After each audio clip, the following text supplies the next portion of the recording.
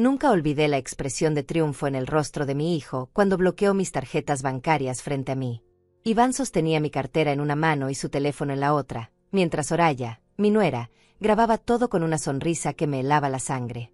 Era una tarde de jueves. Acababa de regresar del supermercado y encontré mis propias tarjetas esparcidas sobre la mesa del comedor como si fueran cartas de póker.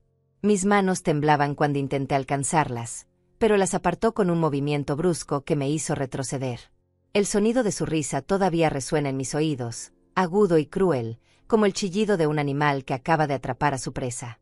Bloqueé todas tus tarjetas, mamá, anunció con voz firme, casi ceremonial, como si estuviera declarando algo importante ante una audiencia invisible.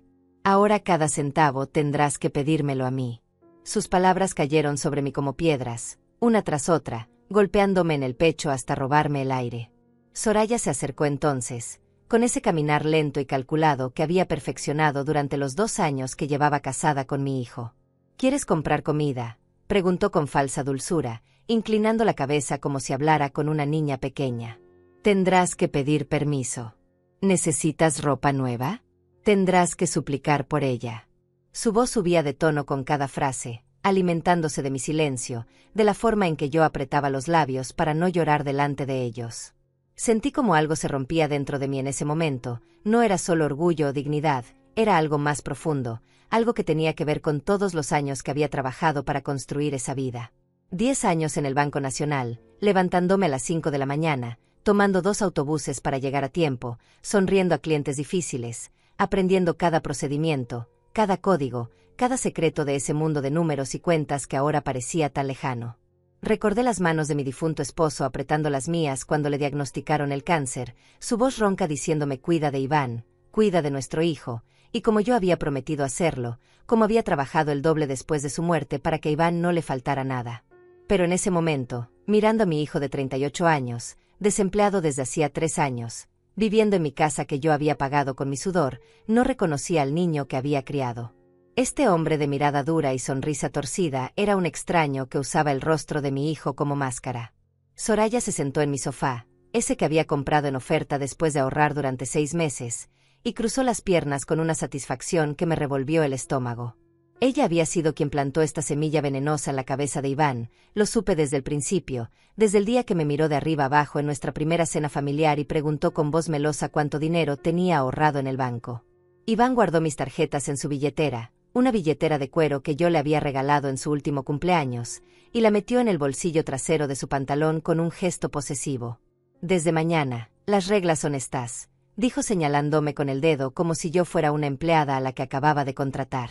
Cada viernes me presentarás una lista de lo que necesitas. Yo decidiré qué es necesario y qué es un capricho. Si quieres salir a tomar café con tus amigas, me lo pides con 3 días de anticipación. Si necesitas medicinas, me traes la receta médica primero. Todo pasa por mí. ¿Entiendes? Su voz era firme, practicada, como si hubiera ensayado este discurso frente al espejo. Asentí en silencio porque mi voz se había escondido en algún lugar profundo de mi garganta, un lugar donde las palabras se convertían en nudos imposibles de desatar. Soraya aplaudió suavemente, como si acabara de presenciar una obra de teatro bien ejecutada. «Perfecto», susurró. «Ahora sí vas a aprender lo que es respetar a tu hijo. Después de todo, mamá, ya estás muy mayor para estar manejando dinero. Te puedes confundir, puedes perder las tarjetas, puedes caer en alguna estafa. Nosotros solo te estamos protegiendo». La forma en que pronunció la palabra protegiendo me hizo apretar los puños hasta que las uñas se me clavaron en las palmas. Esa noche no pude dormir. Me quedé sentada en la oscuridad de mi habitación, escuchando las risas que venían de la sala, el tintineo de copas de vino que ellos habían sacado de mi alacena, música alta que hacía vibrar las paredes. Pensé en los 10 años que pasé detrás de ese escritorio en el banco, en todo lo que había aprendido sobre cuentas, sobre sistemas, sobre los procedimientos que muy pocos conocían. Pensé en Fátima, mi antigua compañera, que ahora era gerente regional. Pensé en los códigos de seguridad que todavía recordaba de memoria, en las brechas del sistema que solo los empleados veteranos conocíamos. Y mientras las risas de Iván y Soraya atravesaban las paredes como cuchillos, algo frío y duro comenzó a formarse en mi pecho. No era rabia todavía, era algo más calculado, más paciente. Era el nacimiento de un plan. La primera humillación real llegó el sábado por la mañana. Me desperté con el estómago vacío y recordé que no había café en la casa. Durante 40 años había comprado mi propio café, había llenado mi propia alacena, había decidido qué marca, qué tipo, qué cantidad. Pero esa mañana tuve que bajar las escaleras con pasos lentos, ensayando mentalmente las palabras que tendría que decir. Los encontré desayunando en la cocina, panqueques recién hechos con la harina que yo había comprado la semana anterior, jugo de naranja en mis vasos, mantequilla derritiéndose sobre el plato. Soraya llevaba puesta una bata de seda color verde que nunca le había visto antes, probablemente comprada con mi dinero. Iván, necesito dinero para comprar café, dije tratando de mantener la voz firme, pero las palabras salieron más suaves de lo que pretendía, casi como un susurro. Mi hijo levantó la vista del teléfono donde estaba jugando algún videojuego y me miró como si acabara de interrumpir algo muy importante. «¿Perdón?», preguntó con un tono que me hizo sentir pequeña. «No te escuché bien. Repite eso más alto». Soraya dejó escapar una risita mientras untaba mermelada en su panqueque. Tragué saliva, sintiendo como el calor me subía por el cuello hasta las mejillas. «Necesito dinero para comprar café», repetí un poco más alto, odiando cada sílaba que salía de mi boca. Iván dejó el teléfono sobre la mesa con un golpe seco que me hizo dar un pequeño salto. «¿Y cómo se pide algo correctamente, mamá?», preguntó inclinándose hacia adelante con los codos apoyados en la mesa. No escuché la palabra por favor. Tampoco escuché ningún agradecimiento por todo lo que hago por ti, por darte un techo, por cuidarte en tu vejez. Sus palabras eran absurdas, grotescas incluso, pero las decía con tanta convicción que por un momento dudé de mi propia realidad. Esta era mi casa, comprada con mi dinero, pagada con años de levantarme antes del amanecer. Pero ahí estaba mi hijo, hablándome como si yo fuera una intrusa, una carga que él generosamente había decidido soportar. «Por favor», susurré sintiendo como algo se desmoronaba dentro de mí con cada letra. «¿Podrías darme dinero para comprar café?». Soraya aplaudió de nuevo con ese gesto teatral que parecía ser su marca personal. «Mucho mejor», canturreó. «¿Ves cómo si puedes ser educada cuando te lo propones?». Iván sacó su billetera, mi billetera en realidad, y contó 3 billetes de $5 con una lentitud deliberada. $15, anunció dejándolos caer sobre la mesa en lugar de dármelos en la mano. «Y quiero el cambio exacto cuando regreses. Si gastas 16, me devuelves 16. Si gastas 14.50, me devuelves 14.50. ¿Está claro?». Asentí mientras recogía los billetes con dedos temblorosos, sintiendo sus miradas clavadas en mi espalda mientras salía de la cocina. En el supermercado, mientras esperaba en la fila de la caja con mi lata de café barato, el más económico que pude encontrar, sentí las lágrimas amenazando con desbordarse. La cajera, una chica joven con el cabello recogido en una cola, me sonrió con calidez. «Buenos días, señora Damaris», dijo reconociéndome de mis compras habituales. «Hoy solo café, ¿eh?». Su amabilidad casi me quiebra por completo. Regresé a casa con $13 con 20 centavos de cambio que coloqué sobre la mesa de la cocina donde Iván seguía con su teléfono. Él contó cada moneda, cada billete, moviendo los labios en silencio como si estuviera resolviendo una ecuación complicada. «Está bien», dijo finalmente sin mirarme. «Puedes irte». Los días se convirtieron en una rutina de pequeñas muertes diarias. El martes necesité champú y tuve que pedir permiso frente a Soraya, quien insistió en que le mostrara cuánto producto me quedaba en el frasco antes de aprobar la compra. El miércoles quise comprar pan fresco y tuve que esperar 2 horas hasta que Iván terminara su siesta para preguntarle. Me dio el dinero justo, ni un centavo más, y cuando regresé con el pan todavía tibio, él olió con desconfianza como si pudiera haber hecho algo indebido en el trayecto de 10 minutos hasta la panadería. El jueves mi amiga Elena llamó para invitarme a tomar té en su casa, algo que habíamos hecho cada jueves durante los últimos 5 años, pero cuando pedí permiso para tomar el autobús, Iván negó con la cabeza. «No hay presupuesto para salidas sociales innecesarias», declaró sin levantar la vista de la televisión donde veía algún programa de deportes. «Tus amigas pueden venir aquí si tanto quieres verlas». La humillación de tener que llamar a Elena para cancelar, de inventar una excusa débil sobre no sentirme bien, me dejó vacía por dentro. Podía escuchar la preocupación en su voz, las preguntas que no se atrevía a hacer directamente. Esa noche, Soraya organizó una cena con sus amigas en mi comedor. Compraron comida cara con mis tarjetas, abrieron una botella de vino que yo había guardado durante años para una ocasión especial, llenaron mi casa de risas estridentes y humo de cigarrillo. Yo me quedé en mi habitación, escuchando cómo discutían sobre bolsos de marca y vacaciones en la playa, mientras mi estómago rugía porque no había cenado. Pero mientras ellas reían y mi hijo las atendía como un anfitrión orgulloso en mi propia casa, yo estaba sentada en la oscuridad con un cuaderno viejo sobre mis rodillas. Comenzaba a escribir fechas, montos, transacciones. Cada número que anotaba era una pieza del rompecabezas que estaba armando en silencio. Recordaba mi tiempo en el banco, las capacitaciones sobre fraude, los procedimientos de seguridad, los nombres de las personas que todavía trabajaban allí. Fátima había ascendido a gerente regional. Mario, del departamento legal, me debía un favor por haberlo ayudado cuando estuvo a punto de ser despedido años atrás. Cada nombre que escribía en ese cuaderno era un soldado en el ejército que estaba formando sin que ellos lo supieran. El viernes llegó con una nueva tortura. Iván me despertó a las 7 de la mañana golpeando la puerta de mi habitación con los nudillos, 3 golpes secos que me sacaron de un sueño intranquilo. «Levántate», ordenó desde el pasillo. «Hoy es día de rendir cuentas». Me vestí con manos temblorosas, eligiendo un suéter color gris que me hacía sentir invisible, como si pudiera desaparecer entre las sombras de mi propia casa. Cuando bajé a la sala, encontré a Soraya sentada en mi sillón favorito, ese que había tapizado yo misma hacía 3 años, con una libreta rosa en las manos y una pluma dorada entre los dedos. Tenía esa sonrisa que ya conocía bien, la que usaba justo antes de clavarme otro cuchillo en el corazón. «Siéntate ahí», indicó señalando el taburete de la cocina que Iván había arrastrado hasta el centro de la sala. «No en el sofá, ahí no. Ese es para la familia». El taburete era bajo e incómodo, me hacía sentir como una niña castigada en la escuela. Me senté sintiendo como mis rodillas protestaban, el dolor sordo de la artritis que últimamente me molestaba más de lo habitual.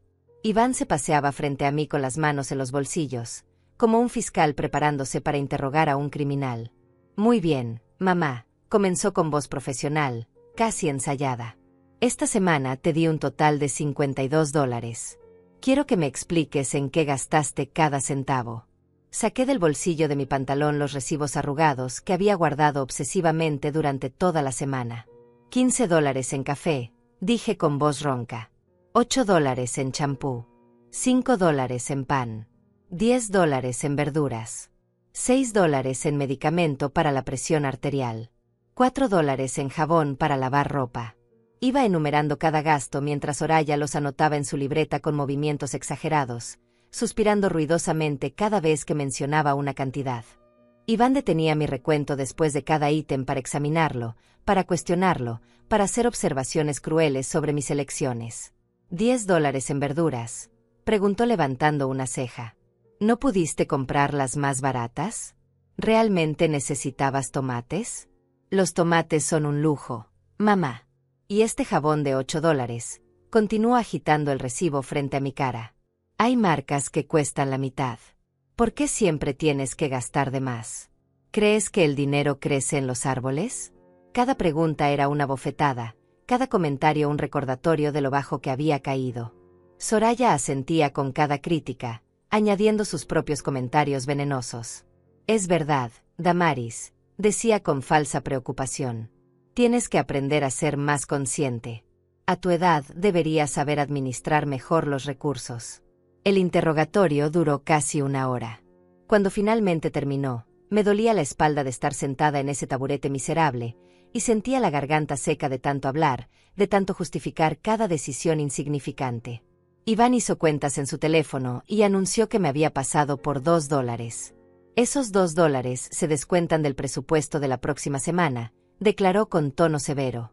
«Y espero que esta lección te enseñe a ser más cuidadosa». Me dejó ir con un gesto de la mano, como quien despide a un sirviente inútil. Subí a mi habitación sintiendo como las piernas apenas me sostenían, como cada paso era un esfuerzo monumental.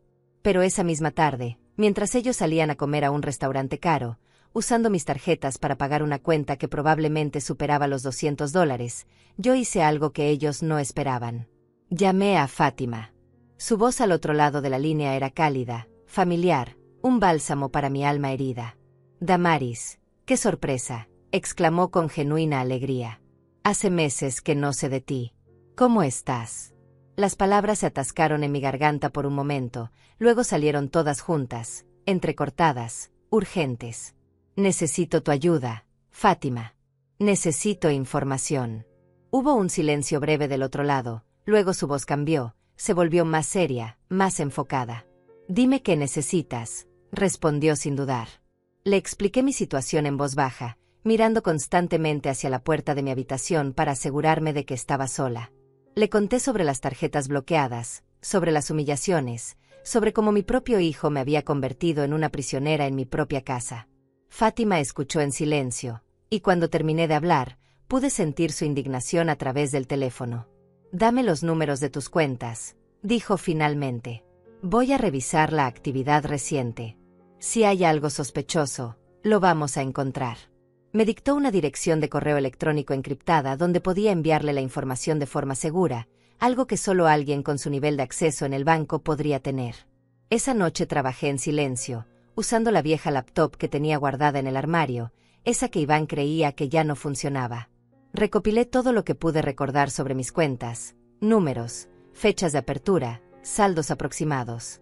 Le envié todo a Fátima junto con una lista de las transacciones que había logrado ver en los últimos extractos antes de que Iván me quitara el acceso. Ella respondió a las 2 horas con un mensaje breve pero contundente. Hay movimientos muy extraños aquí, Damaris. Transferencias grandes a cuentas que no reconozco. Retiros en efectivo que no coinciden con el patrón normal. Dame 48 horas y te tendré un informe completo. Necesito involucrar a Mario del departamento legal. ¿Te acuerdas de él? Por supuesto que me acordaba de Mario. Había sido un analista junior cuando yo trabajaba allí, un chico nervioso que casi pierde su empleo por un error en un reporte importante. Yo había pasado horas ayudándolo a corregirlo, enseñándole los procedimientos correctos, cubriéndolo frente a los supervisores. Me había dicho que nunca lo olvidaría, que si algún día necesitaba algo, solo tenía que pedirlo. Ahora, años después, era momento de cobrar ese favor. Dile que lo llamo de mi parte, escribí en mi respuesta. Dile que Damaris necesita su ayuda. La respuesta de Fátima llegó casi instantáneamente. Ya lo hice. Está dentro. Vamos a descubrir qué está haciendo tu hijo con tu dinero, te lo prometo. Cerré la laptop y la escondí de nuevo en el fondo del armario, entre mantas viejas y cajas de fotos que nadie miraba ya. Escuché la puerta principal abrirse, las risas ebrias de Iván y Soraya entrando a la casa, el sonido de llaves cayendo sobre la mesa. Ella canturreaba una canción mientras subían las escaleras, sus pasos torpes y ruidosos. Pasaron frente a mi puerta sin detenerse, sin preguntarse cómo estaba, si había cenado, si necesitaba algo. Para ellos yo era invisible ahora, un mueble más en la casa, algo que se usa cuando es necesario y se olvida el resto del tiempo. Pero en la oscuridad de mi habitación, con el corazón latiendo fuerte contra mis costillas, yo sonreí por primera vez en semanas. Ellos creían que me tenían derrotada. No sabían que apenas estaba comenzando. El lunes por la mañana amaneció gris y frío, con esa humedad que se mete en los huesos y no lo suelta. Me levanté temprano como siempre, porque a pesar de todo, mi cuerpo seguía recordando décadas de madrugar para ir al trabajo. Iván y Soraya todavía dormían, probablemente recuperándose de otra noche de excesos pagados con mi dinero. Bajé las escaleras con cuidado de no hacer ruido y me preparé un café con lo poco que quedaba en la lata. Me senté junto a la ventana de la cocina, observando cómo el sol intentaba abrirse paso entre las nubes, cuando mi teléfono vibró en el bolsillo del delantal. Era un mensaje de Fátima. Tenemos que hablar. Hoy. ¿Puedes salir de la casa sin que te vean? Mi corazón se aceleró. Miré hacia las escaleras, escuchando el silencio que venía del segundo piso. Respondí rápidamente. A las 10 puedo decir que voy al médico. Tengo una consulta vieja que puedo usar como excusa. La respuesta llegó en segundos. Perfecto. Te espero en la cafetería a la esquina, esa que está a 3 cuadras del banco. No traigas tu teléfono personal, usa el que te voy a dar. Fruncí el ceño ante esa última instrucción, pero confiaba en Fátima. Si decía que era necesario, entonces lo era. Subí a mi habitación y escondí mi teléfono debajo del colchón, luego busqué entre mis papeles hasta encontrar el comprobante de una cita médica de hace 2 meses. Sería suficiente si Iván pedía pruebas. A las 9:30, Cuando finalmente escuché movimiento en el cuarto de mi hijo, bajé con el papel en la mano y toqué suavemente la puerta de su habitación. Iván abrió con el cabello revuelto y ojos hinchados, claramente molesto por la interrupción. «¿Qué quieres?», gruñó apoyándose contra el marco de la puerta. «Tengo consulta médica a las 10:30», dije mostrándole el papel con mano temblorosa. «Necesito dinero para el taxi y para pagar la consulta». Él arrebató el comprobante de mis manos y lo examinó con ojos entrecerrados, como si fuera un documento forjado. «¿Y por qué no me avisaste antes?», preguntó con tono acusador. «Se supone que debes informarme estas cosas con anticipación». Me olvidé, mentí bajando la mirada. «Lo siento. Por favor, Iván, es importante. Es para mi presión arterial». Él resopló con fastidio y desapareció dentro de la habitación. Pude escuchar su voz murmurando algo a Soraya, luego las risas de ambos, probablemente burlándose de mí. Regresó con $30 y me los entregó con una expresión de superioridad insoportable. «Esto es para el taxi de ida y vuelta, y para la consulta», explicó como si yo fuera incapaz de entender matemáticas básicas. «Si sobra algo, me lo devuelves. Y quiero el recibo médico cuando regreses. ¿Entendido?». Asentí mientras guardaba el dinero en mi bolso viejo, ese de tela café que había usado durante años y que ahora tenía las asas desgastadas. Salí de la casa sintiendo el aire frío golpearme la cara, y por primera vez en semanas, ese aire me supo a libertad. Caminé rápido hacia la parada del autobús, mirando sobre mi hombro cada pocos pasos para asegurarme de que nadie me seguía. El trayecto hasta la cafetería se me hizo eterno, cada semáforo en rojo era una tortura, cada parada del autobús un retraso insoportable. Finalmente llegué a la esquina, una cafetería pequeña con ventanas empañadas y olor a pan recién horneado. Fátima ya estaba allí, sentada en una mesa del fondo, lejos de las ventanas. Cuando me vio entrar, se puso de pie y me abrazó con fuerza. Me aferré a ella como una náufraga a un salvavidas, sintiendo como las lágrimas que había contenido durante semanas finalmente escapaban. «Está bien», susurró Fátima acariciándome la espalda. «Está bien, Damaris. Vamos a arreglar esto». Nos sentamos y ella sacó de su bolso una carpeta manila gruesa y un teléfono celular nuevo todavía en su caja. «Primero lo primero», dijo empujando el teléfono hacia mí. «Este es un teléfono limpio, prepagado, imposible de rastrear. Úsalo solo para comunicarte conmigo y con Mario. No lo lleves a tu casa. Déjalo escondido en algún lugar seguro fuera de allí. ¿Tienes algún sitio?».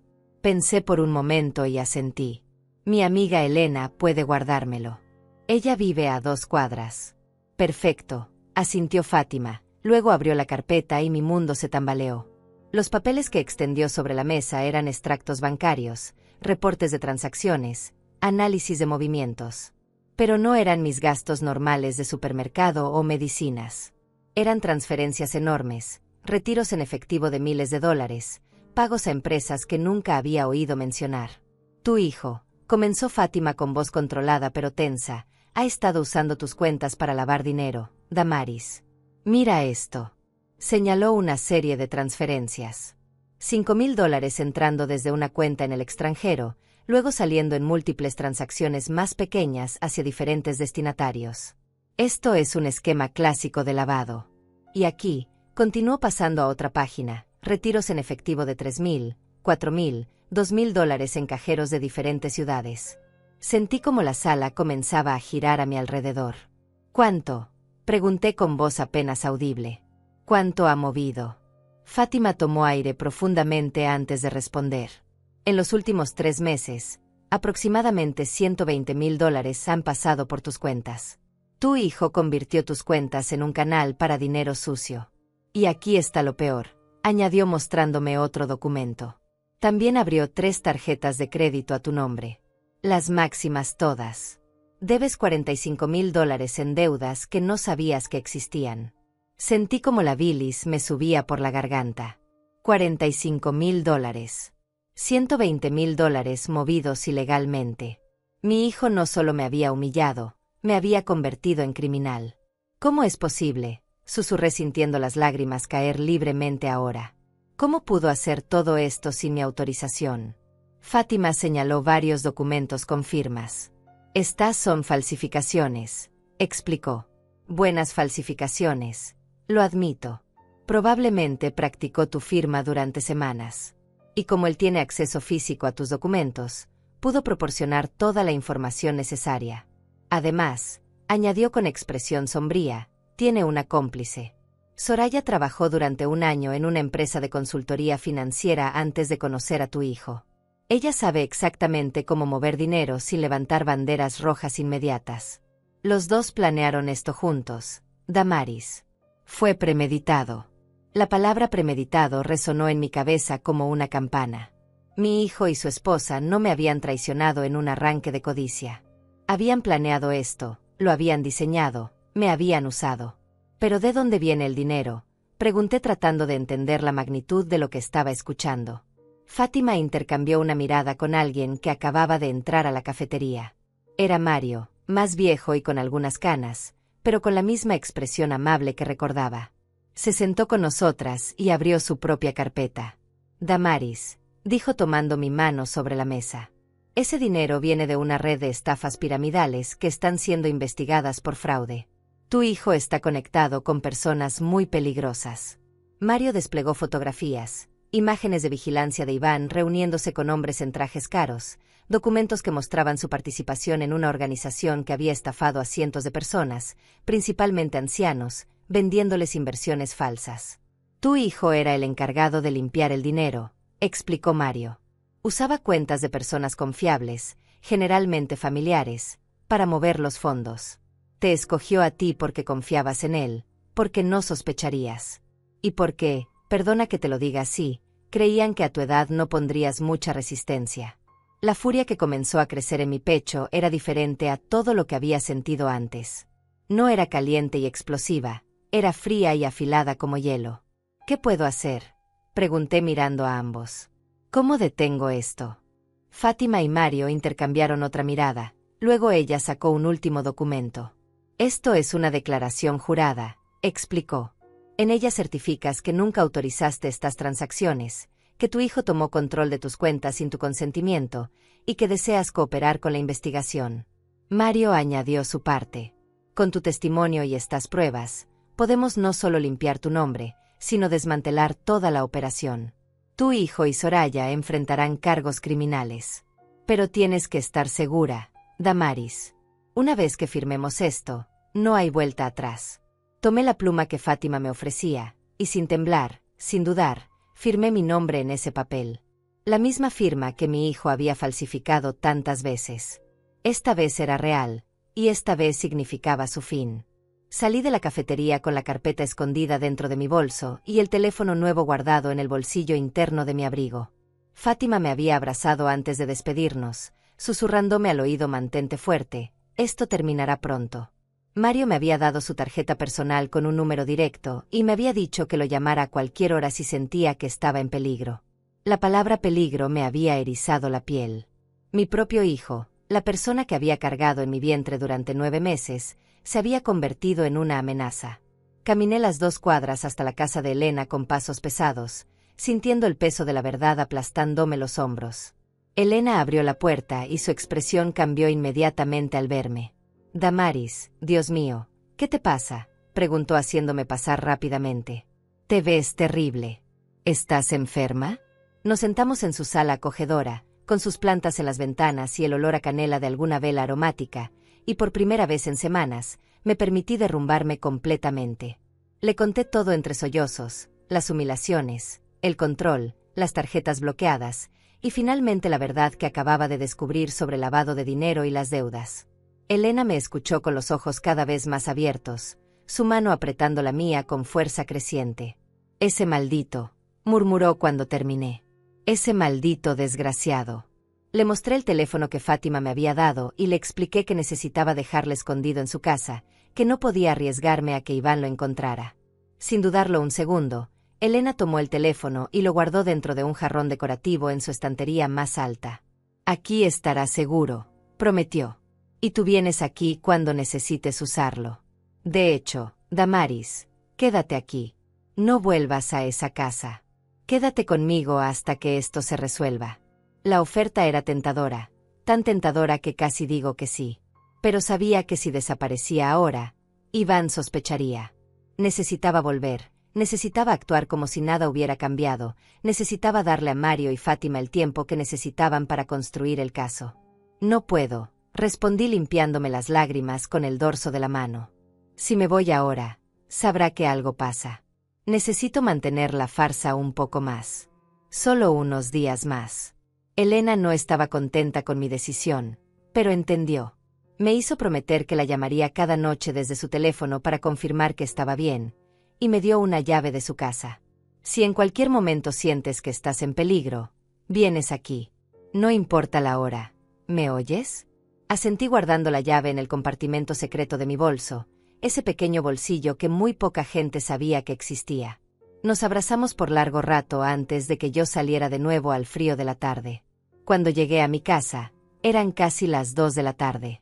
Había tomado un taxi de regreso, guardando cuidadosamente el recibo como Iván había ordenado. Encontré a mi hijo y a Soraya en la sala, rodeados de bolsas de compras. Habían estado en el centro comercial, eso era obvio por las marcas de lujo que alcanzaba a ver en los empaques. Un vestido color rojo colgaba del respaldo del sofá, probablemente de Soraya. Una chaqueta de cuero descansaba sobre la mesa de centro, sin duda de Iván. Habían gastado miles mientras yo mendigaba $30 para un taxi. La ironía era tan grotesca que casi me hizo reír. ¿Cómo estuvo el médico?, preguntó Iván sin levantar la vista de su teléfono. Soraya me miraba con esa sonrisa burlona que ya conocía tan bien, como si supiera que cada paso que yo daba fuera de la casa era una victoria para ellos. Bien, respondí con voz neutra. Me recetó las mismas pastillas de siempre. Aquí está el recibo. Le entregué el papel arrugado junto con el cambio exacto de los $30. Él contó las monedas con sus dedos mientras Soraya revisaba el recibo como una auditora buscando discrepancias. Todo parece estar en orden, anunció ella finalmente con tono condescendiente. Puedes irte a tu habitación ahora, Damaris. Necesitamos privacidad para probarnos nuestra ropa nueva. Subí las escaleras sintiendo sus risas persiguiéndome, pero esta vez no me dolieron de la misma manera. Esta vez, cada risa era otra pieza de evidencia, otra prueba de su crueldad que yo estaba archivando mentalmente. En mi habitación, saqué la carpeta que Fátima me había dado y la escondí entre el colchón y el somier, en la esquina más alejada donde nadie pensaría buscar. Luego me senté en el borde de la cama y respiré profundamente, tratando de calmar el temblor que recorría mi cuerpo. Tenía que ser fuerte solo un poco más. Solo unos días más de esta tortura, y todo cambiaría. Esa noche, durante la cena que tuve que cocinar con los ingredientes más baratos porque mi presupuesto había sido reducido como castigo por gastar de más la semana anterior, Soraya decidió implementar una nueva regla. A partir de mañana, anunció mientras pinchaba con disgusto el pollo que yo había preparado, vas a llevar un registro escrito de cada actividad que hagas durante el día. Hora por hora. Si vas al baño, lo anotas. Si miras televisión, lo anotas. Si te quedas en tu habitación, anotas qué estás haciendo allí.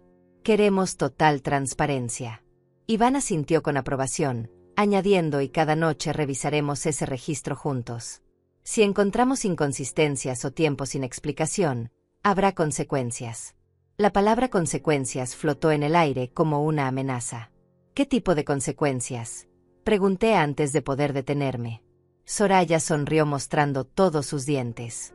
Eso depende de qué tan grave sea la falta, respondió con voz dulce que contrastaba con la crueldad de sus palabras. Podríamos reducir tu presupuesto aún más. Podríamos limitar tus salidas. Podríamos, o no sé, tal vez instalarte un rastreador en el teléfono para saber dónde estás en todo momento. Las posibilidades son infinitas. Iván soltó una carcajada ante esa última sugerencia, como si fuera la idea más brillante que hubiera escuchado. Eso en realidad no es mala idea, mamá.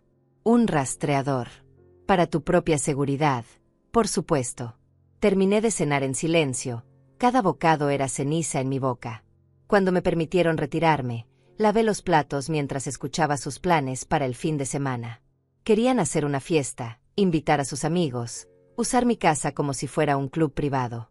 Soraya mencionó algo sobre contratar un servicio de catering y un bartender. Iván calculaba cuánto podrían gastar de mis tarjetas sin levantar sospechas. Ninguno de los dos notó cómo mis manos se cerraban con fuerza sobre el estropajo, como mi mandíbula se tensaba con cada palabra que decían. Esa noche, después de que todos se fueron a dormir, bajé silenciosamente las escaleras y salí por la puerta trasera. Caminé en la oscuridad hasta la casa de Elena, usando la llave que me había dado. Ella me esperaba despierta, como si hubiera sabido que vendría. Me entregó el teléfono sin decir palabra y me dejó sola en su cocina mientras yo marcaba el número de Mario. Él contestó al segundo timbre, su voz alerta a pesar de la hora. «Damaris, ¿estás bien?», preguntó inmediatamente. Le conté sobre las nuevas reglas, sobre el registro horario, sobre la amenaza del rastreador. Escuché cómo su respiración se volvía más pesada al otro lado de la línea. «Esto acelera las cosas», dijo finalmente. «No podemos esperar más. Van a restringirte tanto que no podrás moverte cuando sea momento de actuar. ¿Puedes aguantar hasta el jueves? El jueves tendremos todo listo. Hoy es martes», pensé haciendo cuentas. 2 días. 48 horas. Podía soportar 48 horas más de esto si significaba el final de mi pesadilla. «Puedo aguantar», respondí con voz más firme de lo que me sentía. «Dime qué necesitas que haga». Mario me dio instrucciones precisas. El jueves por la mañana, yo debía salir de la casa con cualquier excusa. Elena vendría a recogerme. Mientras tanto, equipos coordinados del banco, de la policía financiera y del Departamento de Investigación de Fraudes entrarían a mi casa con una orden judicial.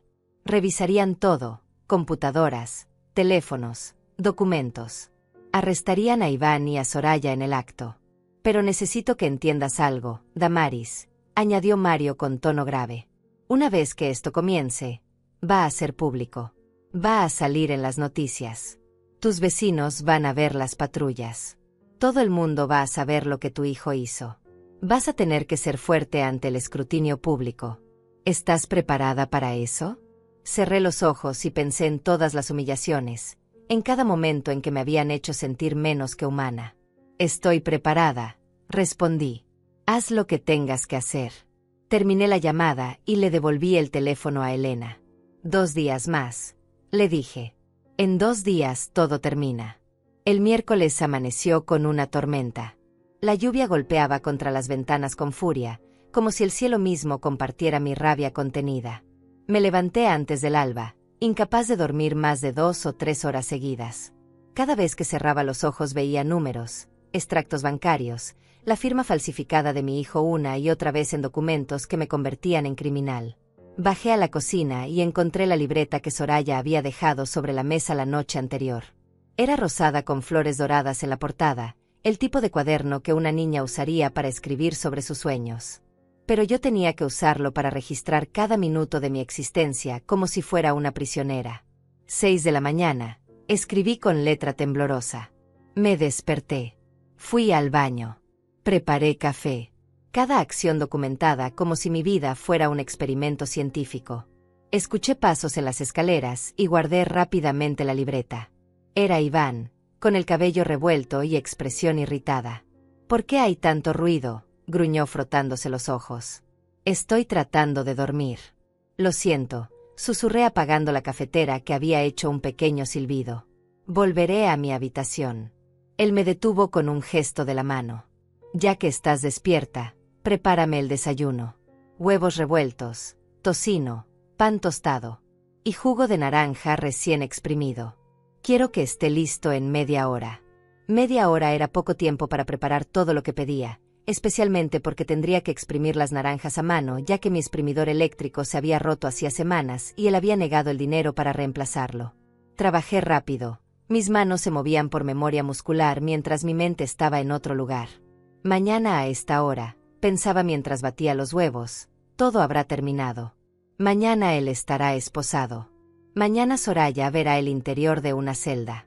El pensamiento me daba fuerzas para seguir sonriendo, para seguir sirviendo, para seguir fingiendo sumisión. Cuando coloqué el plato frente a él exactamente 29 minutos después, Iván revisó su reloj y asintió con aprobación. «Bien», dijo cortando el tocino con movimientos precisos. «Estás aprendiendo a seguir instrucciones». Soraya bajó minutos después, usando una bata de seda color lavanda que nunca le había visto antes. Otra compra reciente, sin duda. Me miró de arriba abajo con desprecio antes de sentarse junto a Iván. «Quiero lo mismo que él», ordenó sin decir buenos días, sin un por favor. Y asegúrate de que el jugo esté bien frío. El de Iván está tibio. Regresé a la cocina sintiendo sus miradas clavadas en mi espalda, escuchando cómo murmuraban entre ellos y reían. Preparé otro desayuno idéntico, esta vez asegurándome de que el jugo tuviera hielo suficiente. Cuando finalmente me permitieron comer, ellos ya habían terminado y se habían ido a la sala dejando los platos sucios en la mesa. Comí de pie junto al fregadero, un pedazo de pan con mermelada y café frío, mientras lavaba sus platos. 7:45. Anoté en la libreta después. Preparé desayuno para Iván y Soraya. Comí. Lavé los platos. Limpié la cocina. Cada actividad cronometrada y registrada. La humillación de ese cuaderno era casi peor que todo lo demás, porque convertía mi vida en algo medible, cuantificable, controlable. Ya no era una persona, era un conjunto de tareas y horarios. A media mañana, Soraya anunció que iban a salir de compras otra vez. Necesitamos ropa nueva para la fiesta del sábado, explicó aplicándose lápiz labial frente al espejo del recibidor. Va a ser un evento grande. Hemos invitado a 30 personas. Iván añadió mientras se ponía una chaqueta, y tú vas a encargarte de toda la limpieza antes y después. Quiero esta casa impecable. Soraya se giró hacia mí con una sonrisa maliciosa. Y durante la fiesta, te quedarás en tu habitación. No queremos que avergüences a nuestros invitados con tu presencia.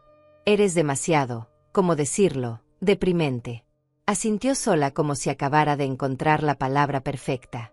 Se fueron en mi auto, ese que yo había pagado completamente y que ahora usaban como si les perteneciera.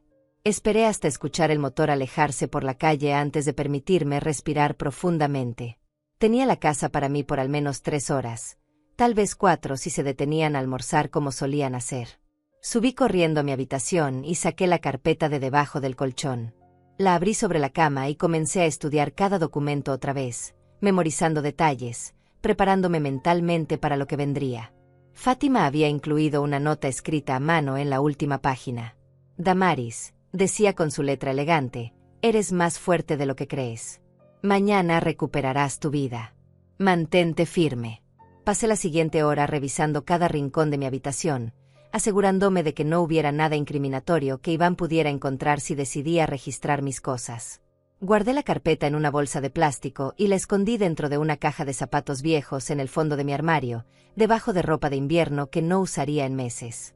Luego comencé a empacar discretamente algunas pertenencias esenciales en una pequeña maleta. Ropa interior, medicamentos, documentos personales, fotografías de mi esposo que no quería dejar atrás. Todo lo que pudiera necesitar si no regresaba a esta casa inmediatamente después de mañana. La maleta la escondí debajo de mi cama, lista para ser tomada en cualquier momento. El teléfono de la casa sonó alrededor del mediodía. Era un número desconocido y por un momento dudé en contestar, pero algo me impulsó a levantar el auricular. «Señora Damaris», preguntó una voz masculina que no reconocí. «Habla el detective Armando Ruiz del Departamento de Crímenes Financieros. Estoy trabajando con Mario en su caso. Solo llamaba para confirmar que mañana temprano estará usted fuera de la residencia como planeamos». Mi corazón latía tan fuerte que estaba segura de que podía escucharlo a través del teléfono. «Sí», respondí con voz apenas audible. «Elena vendrá por mí a las 7 de la mañana». «Excelente», continuó el detective. «Quiero que sepa que tenemos todo bajo control.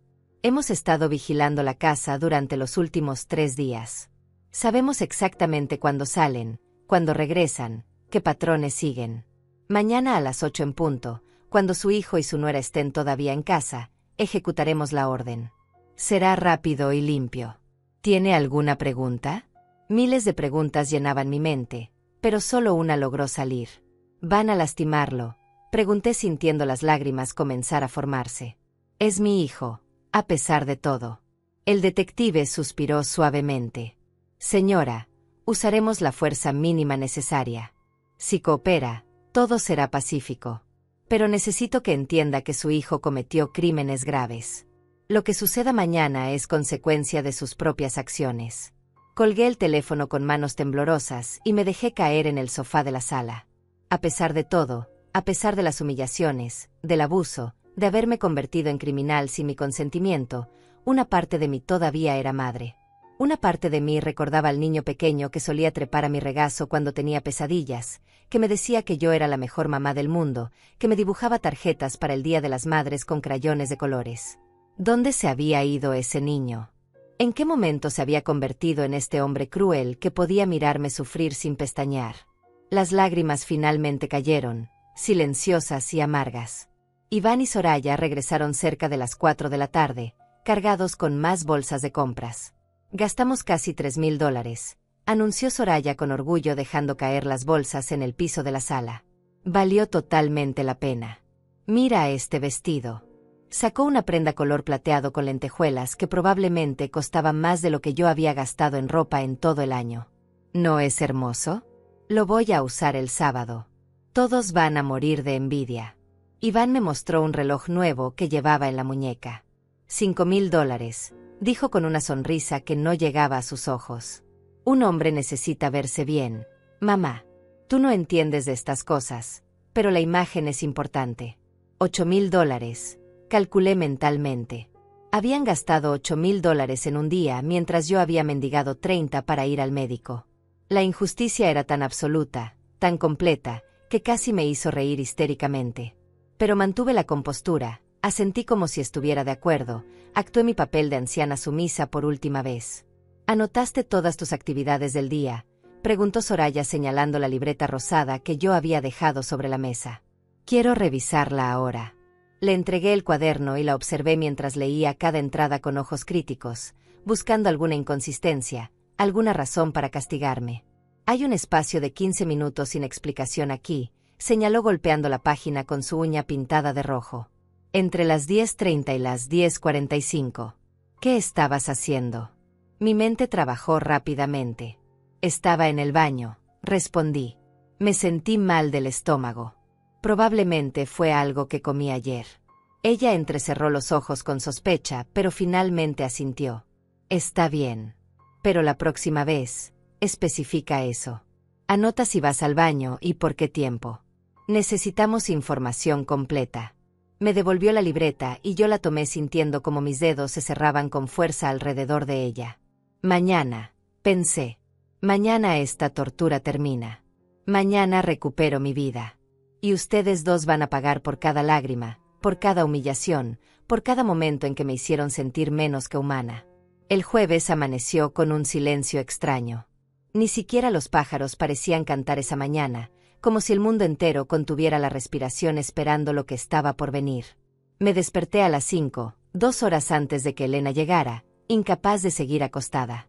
Me duché con agua fría para despertarme completamente, para lavar el miedo que me pegaba a la piel como sudor. Me vestí con ropa cómoda, pantalones oscuros y un suéter color gris, nada llamativo. Quería ser invisible si alguien me veía salir.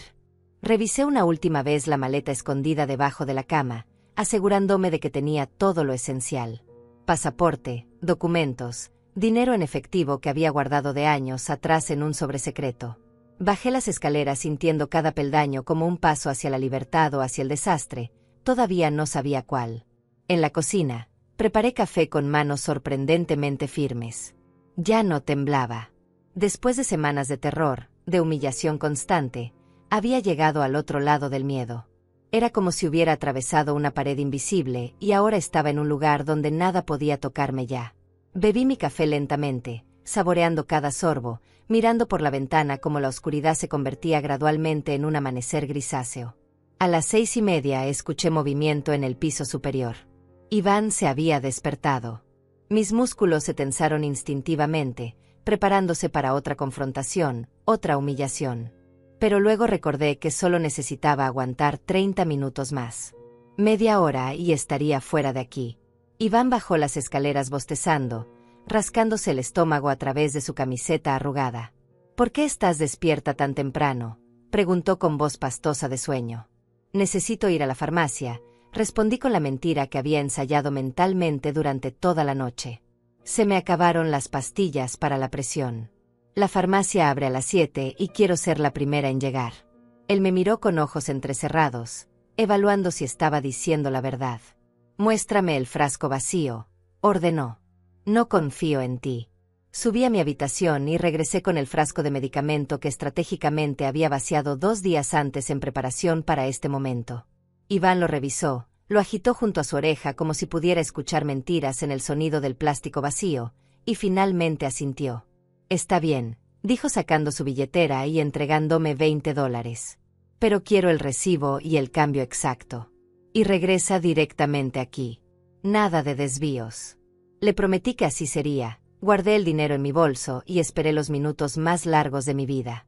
A las 6:55 vi el auto de Elena estacionarse frente a mi casa. Agarré mi bolso, el que contenía documentos esenciales, y caminé hacia la puerta. Iván estaba de nuevo en la cocina preparándose cereal, sin prestarme atención. «Vuelvo en 1 hora», dije desde el umbral. Él levantó la mano en un gesto desdeñoso sin mirarme. Soraya todavía dormía arriba, probablemente soñando con su fiesta del sábado que nunca sucedería. Salí y cerré la puerta detrás de mí con un clic suave que sonó como el cierre de un libro. Caminé hacia el auto de Elena tratando de no correr, de no mostrar urgencia. Ella me vio y abrió la puerta del pasajero. «Arranca», susurré mientras me abrochaba el cinturón. «Por favor, arranca ya». Elena manejó en silencio por 3 calles antes de que ninguna de las dos hablara. «¿Estás segura de esto?», preguntó finalmente mirándome de reojo. «Todavía puedes cambiar de opinión». «No», respondí con una firmeza que me sorprendió a mí misma. «Esto tiene que terminar hoy». Llegamos a su casa y entramos rápidamente. Ella había preparado café fresco y tostadas, pero yo no podía comer. Me senté junto a la ventana con el teléfono que Fátima me había dado, mirando el reloj. 7:30. 8 menos cuarto. 8 en punto. El teléfono vibró en mi mano haciéndome dar un salto. Era un mensaje de Mario. «Ya comenzó. Mantente donde estás. Te llamaré cuando termine». Imaginé la escena que estaba desarrollándose en mi casa en ese momento. Las patrullas llegando silenciosas, los detectives tocando la puerta, la confusión de Iván cuando abriera y viera las insignias. Me pregunté si Soraya todavía estaría en bata cuando los obligaran a salir con las manos arriba. Me pregunté si mi hijo pensaría en mí en ese momento, si finalmente entendería lo que había hecho. Elena se sentó a mi lado y tomó mi mano. «Está bien llorar», susurró. «Es tu hijo. A pesar de todo, es tu hijo». Y tenía razón. A pesar del odio, del dolor, de la traición, las lágrimas vinieron igual. No lloraba por el hombre cruel en quien se había convertido, lloraba por el niño que había perdido en el camino. El teléfono sonó 40 minutos después. Era Mario. «Damaris», terminó. «Los arrestamos a ambos. Encontramos todo, computadoras llenas de evidencia, documentos que intentaron quemar en el fregadero, teléfonos con mensajes incriminatorios. Es peor de lo que pensábamos. Tu hijo no solo lavaba dinero, también estaba reclutando nuevas víctimas para el esquema piramidal. Hay al menos 50 personas mayores que perdieron sus ahorros por culpa de él». Su voz era sombría, cansada. «Necesito que vengas a la estación. Hay papeles que debes firmar, declaraciones que dar. ¿Puedes venir ahora?» Elena me miró con preocupación cuando me puse de pie. «Voy contigo», dijo sin esperar respuesta. «No vas a hacer esto sola». El viaje a la estación de policía fue borroso. Recuerdo edificios pasando por la ventana, semáforos cambiando de color, pero era como si estuviera bajo el agua, viendo todo a través de un filtro distante. En la estación, Mario me esperaba en la entrada. Me abrazó brevemente antes de guiarme a través de pasillos con olor a café viejo y desinfectante. «Está en la sala de interrogatorio 3», dijo señalando una puerta al final del corredor. «Soraya está en la 5. No puedes hablar con ellos todavía, pero puedes verlos a través del vidrio de observación si quieres». «¿Quieres?». No estaba segura de querer ver a mi hijo esposado, derrotado. Pero necesitaba verlo. Necesitaba confirmar con mis propios ojos que esto era real, que finalmente había terminado. Mario me llevó a una sala pequeña con un espejo que dejaba ver hacia el cuarto de interrogación. Allí estaba Iván, sentado en una silla metálica con las manos esposadas sobre la mesa. Tenía el cabello revuelto y una expresión que oscilaba entre furia y pánico. Un detective le hacía preguntas mientras otro tomaba notas. Lo observé responder con monosílabos, negando todo al principio, luego comenzando a desmoronarse cuando le mostraron las pruebas una tras otra. ¿Dónde está mi madre?, lo escuché preguntar finalmente. Su voz sonaba diferente, más joven, casi como el niño que solía ser. Ella tiene que explicar que esto es un error. Ella me dio permiso para usar sus cuentas. Ella sabía todo. El detective negó con la cabeza. Su madre es la que presentó la denuncia. Iván. Ella es la víctima aquí, no tu cómplice. Vi cómo esas palabras lo golpeaban como puños físicos. Su rostro pasó por una serie de expresiones: incredulidad, rabia, y finalmente algo que podría haber sido comprensión. Esa perra, susurró. Esa maldita perra me traicionó. Su rabia me habría asustado días atrás, pero ahora solo me llenaba de una satisfacción fría. Mario me alejó del espejo. Ya viste suficiente, dijo suavemente. Ahora necesito que hagas tu declaración oficial. Pasé las siguientes 3 horas contando mi historia a un detective que grababa cada palabra. Le hablé de las humillaciones, del control, de cómo me obligaban a pedir permiso para cada centavo. Le mostré la libreta rosada donde había documentado cada minuto de mi existencia. Le entregué los recibos arrugados que había guardado, las listas de gastos que Soraya había hecho, todo.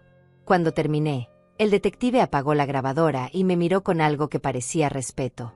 Señora Damaris, dijo, su testimonio va a ayudar a desmantelar toda esta organización.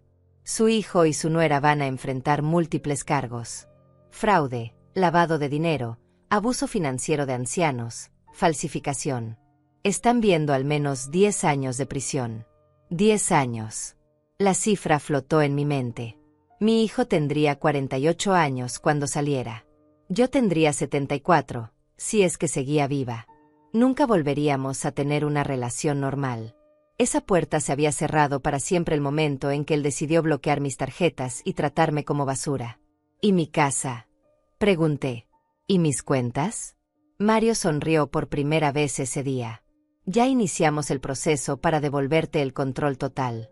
Las tarjetas de crédito fraudulentas serán canceladas. Las deudas, eliminadas. Tu casa sigue siendo tuya, Damaris. Todo lo que te robaron, lo vas a recuperar. Salí de la estación de policía cerca de las 3 de la tarde sintiendo como si hubiera vivido varios años en un solo día. Elena me esperaba en el auto con una bolsa de comida que había comprado mientras yo daba mi declaración. No he comido nada, dije cuando vi los sándwiches. No desde anoche. Ella me obligó a comer mientras manejaba de regreso a su casa, y aunque cada bocado me costaba trabajo tragar, mi cuerpo agradecía la comida. Mi teléfono personal, ese que había dejado escondido en mi habitación, comenzó a sonar incesantemente. Elena me miró con preocupación. ¿Quieres que lo apague?, preguntó. Deben ser reporteros. La noticia ya salió en las emisoras locales. Negué con la cabeza y abrí el navegador del teléfono. Ahí estaba, en el titular principal del periódico digital local.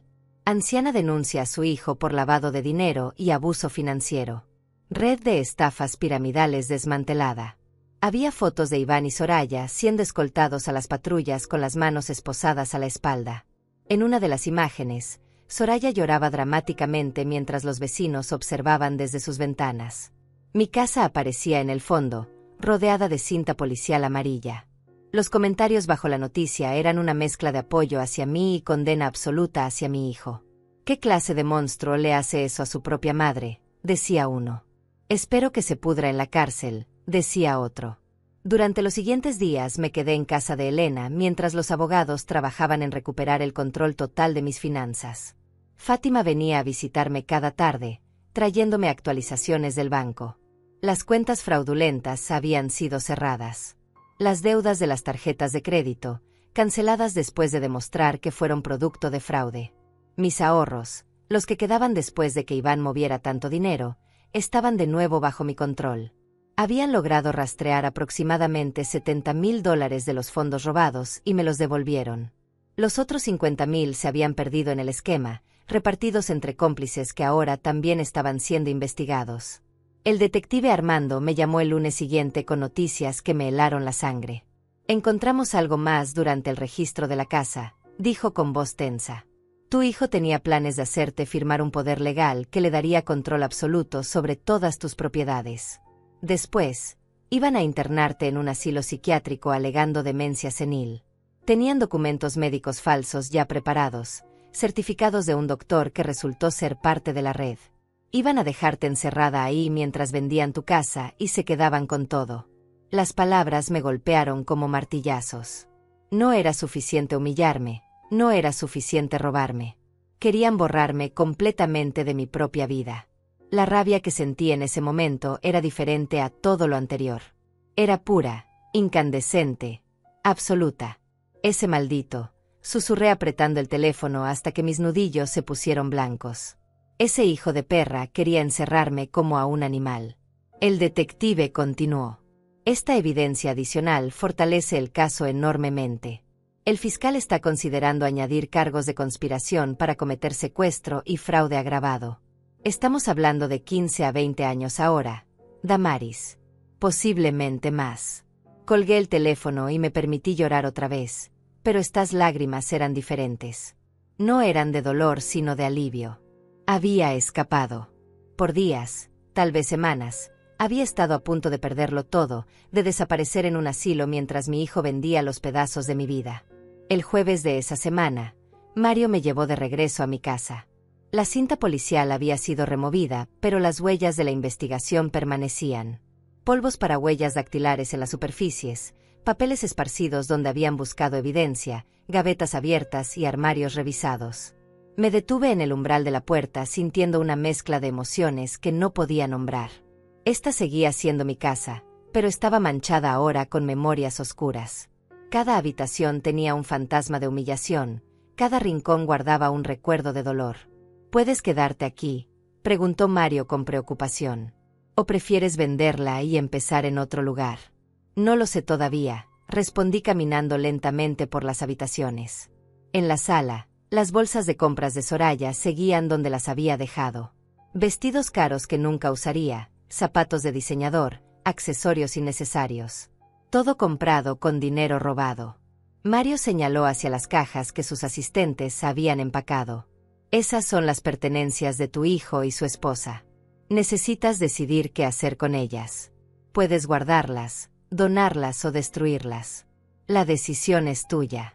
Miré las cajas sintiendo un nudo en el estómago. Ropa, fotografías, objetos personales de la vida que habían construido mientras destruían la mía. Dónenlo todo, dije finalmente. No quiero nada de ellos en mi casa. Esa noche dormí en mi propia cama por primera vez en semanas. Elena se ofreció a quedarse conmigo, pero necesitaba estar sola, necesitaba reclamar mi espacio. Cada sonido me sobresaltaba al principio, cada crujido del piso me hacía pensar que Iván iba a aparecer en mi puerta exigiendo explicaciones.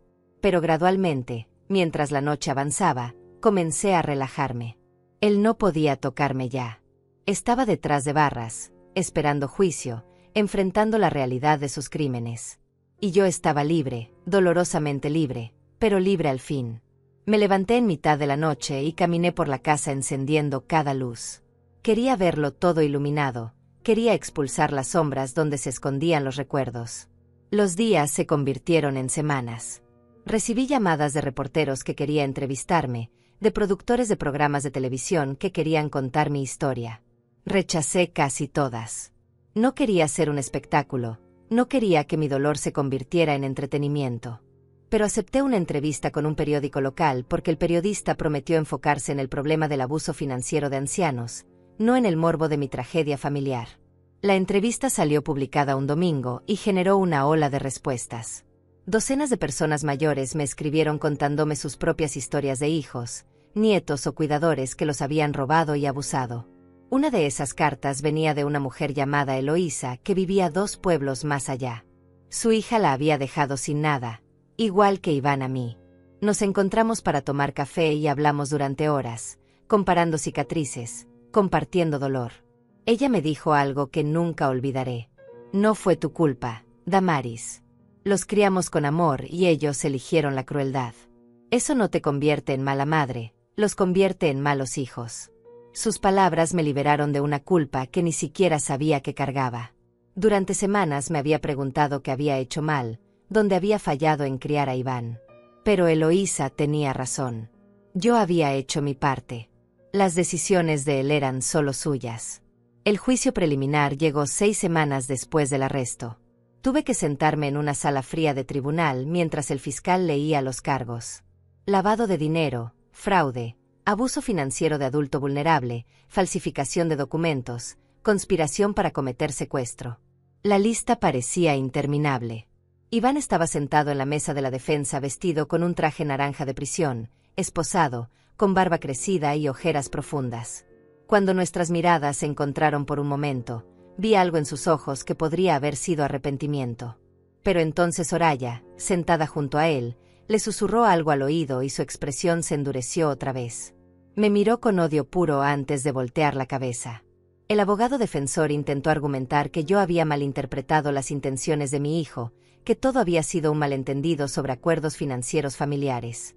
El fiscal destrozó ese argumento en minutos presentando las grabaciones de las cámaras de seguridad de los bancos, mostrando a Iván retirando enormes cantidades en efectivo, los mensajes de texto entre él y Soraya planeando cómo controlarme, los documentos falsos preparados para internarme. El juez escuchó todo con expresión grave y finalmente dictaminó que había causa suficiente para juicio.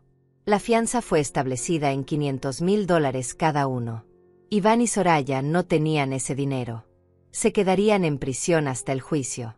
Cuando salí del tribunal, un grupo pequeño de personas me esperaba afuera.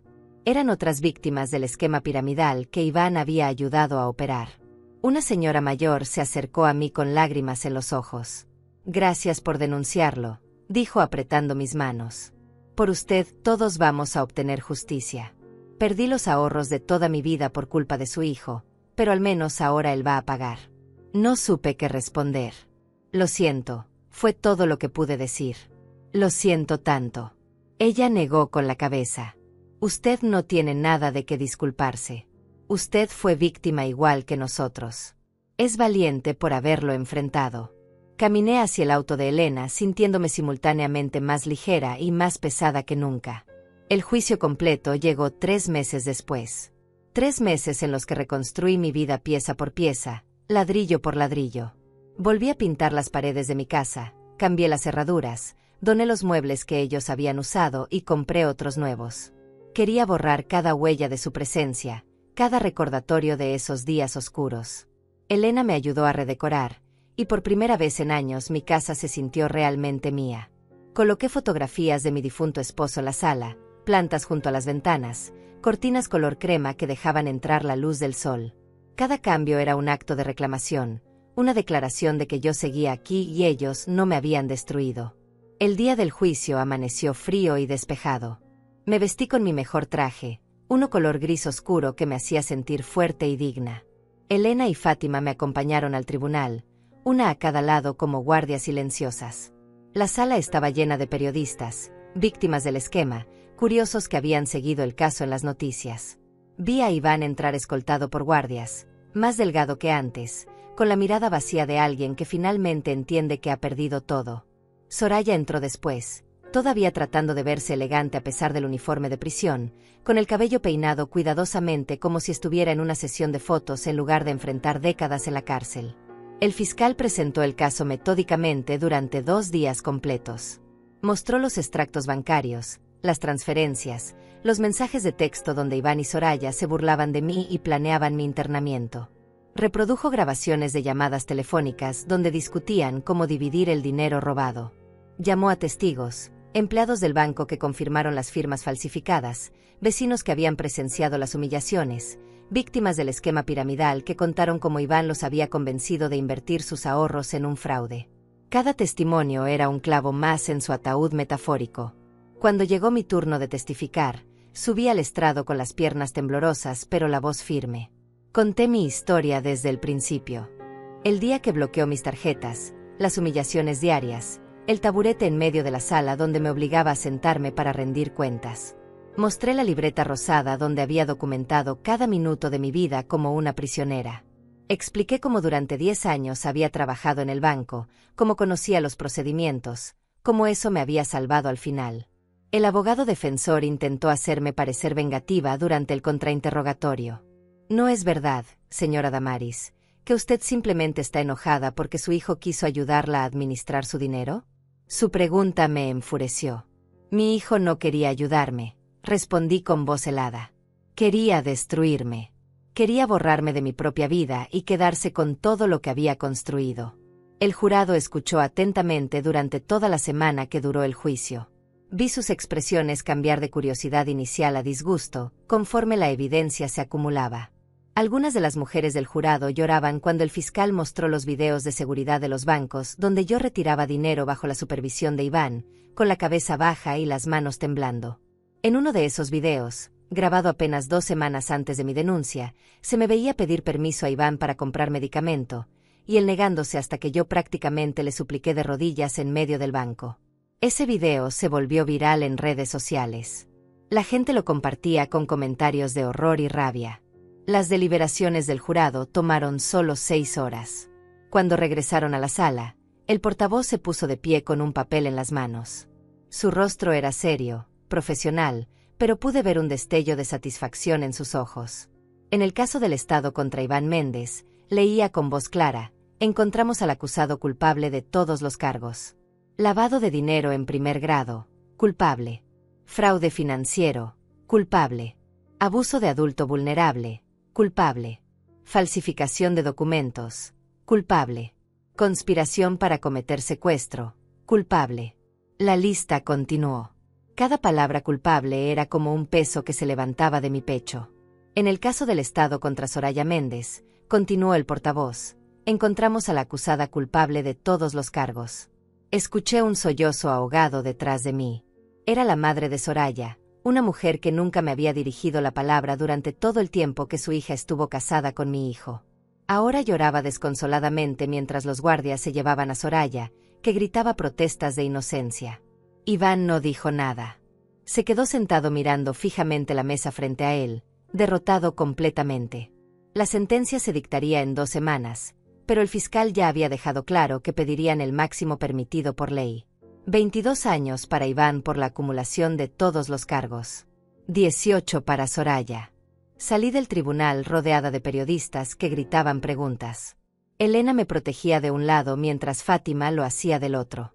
¿Cómo se siente ahora que obtuvieron justicia?, gritaba un reportero empujando un micrófono hacia mi cara. Me detuve y lo miré directamente.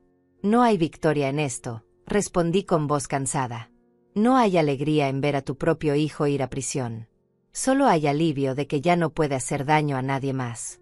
Y espero, añadí mirando directamente a la cámara, que mi historia sirva para que otras personas mayores sepan que no tienen que soportar el abuso de sus hijos. Que tienen poder.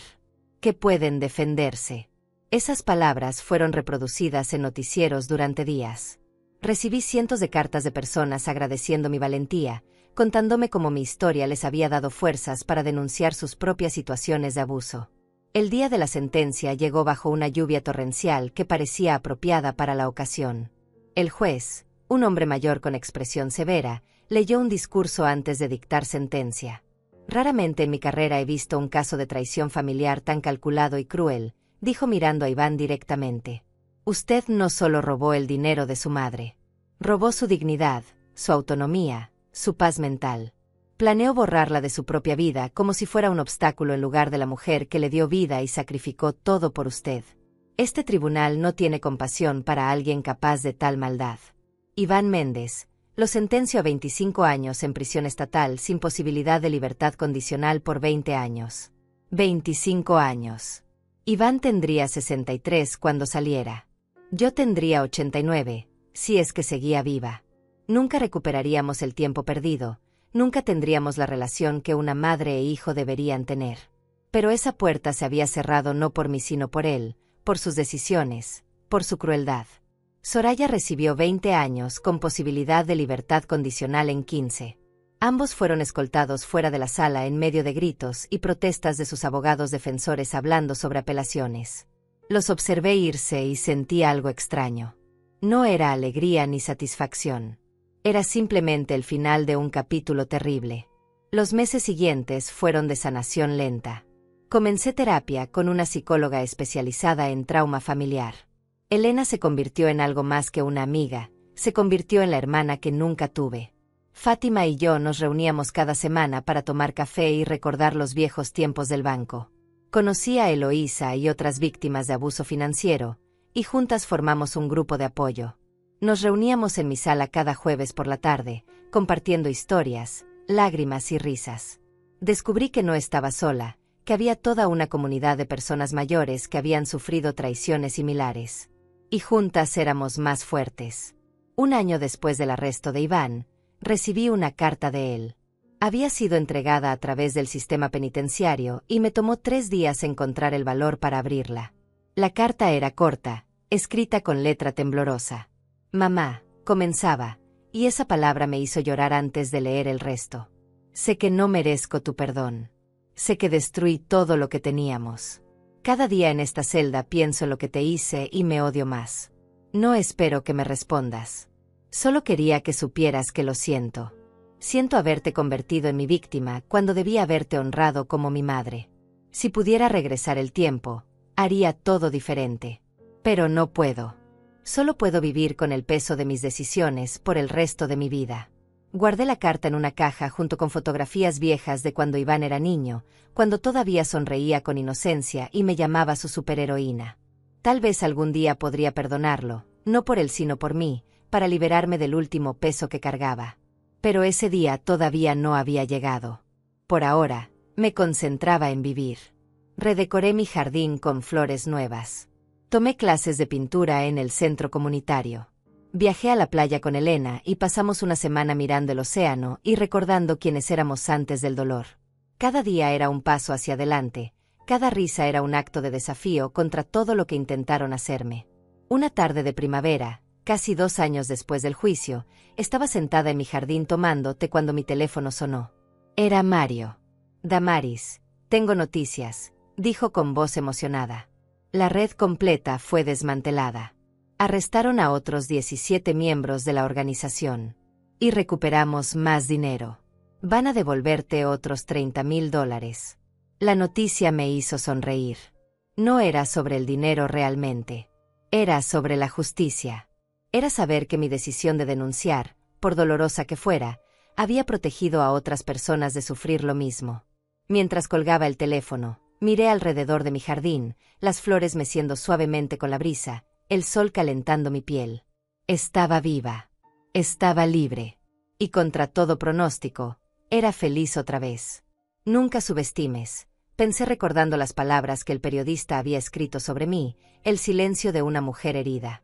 Porque ese silencio no es debilidad. Es la calma antes de la tormenta que lo cambiará todo.